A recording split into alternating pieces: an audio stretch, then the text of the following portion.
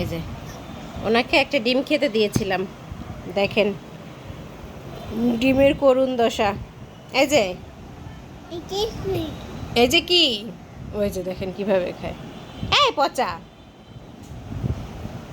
হ্যাঁ ইস ইস শরীরে মাখাচ্ছে তো। আই হাই, ওকে আমি যাই খাইতে দেই ও এইভাবে সব বিছানায় চটকায়। হুম, আমি তারপরে ওর হাতে দেই খাবার যাতে ও নিজে নিজে খাওয়া শিখে। আম্মু সব চেটকে যেটুক খায় তাতে খাওয়াও শিখবে আর খাওয়ার প্রতি একটু আগ্রহও বাড়বে। আম্মু এই যে শোনো, তুমি এভাবে করে খাচ্ছ? হুম, একদমই খেতে চায় না আমার এই মেয়েটা।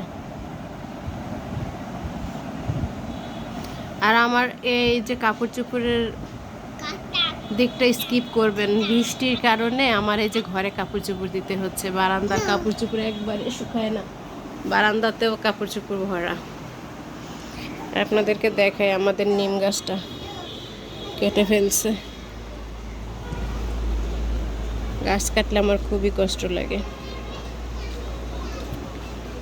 ওই যে গাছটা একবারে তারের সাথে এমন বাজেভাবে পেঁচিয়ে গিয়েছিল, জড়িয়ে গিয়েছিল, এখনও নেটের তার, বিদ্যুতের তার সব কিছু একবারেই হয়ে গেছে।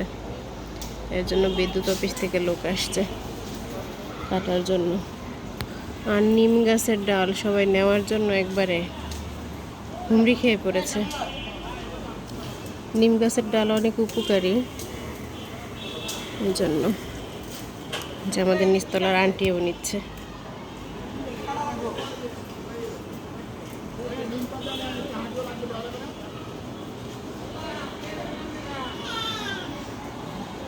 পুরো গাছটাই মনে হয় কাটতে হবে আর কি, এমনি গাছ কাটবে বলতে আর কি ডালগুলো সব কেটে ফেলবে মনে হয়, কারণ একবারে সব তারের সাথেই জড়ানো গাছটা।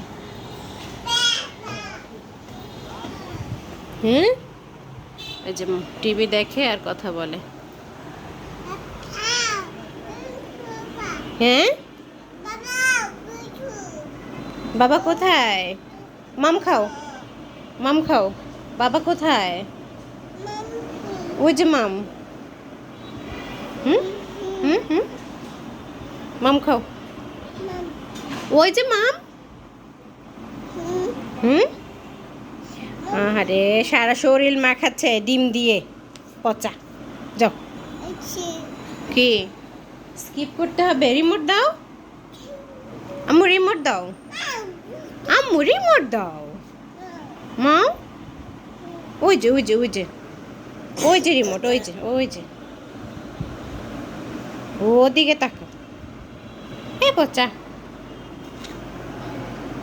আর এর আবার 2 দিন ধরে কি হয়েছে, শুধু হাঁচি দেয়, নাক দিয়ে কোনো পানি পড়ে না, শুধু হচ্ছে হাঁচি দিচ্ছে। সারা রাত ঘুমোতে দেয় না, ওর বাবাকেও ঘুমাইতে দেয় না, আমাকেও ঘুমাইতে দেয় নাই। এই যে নাক ডলতেছে বিছানার সাথে।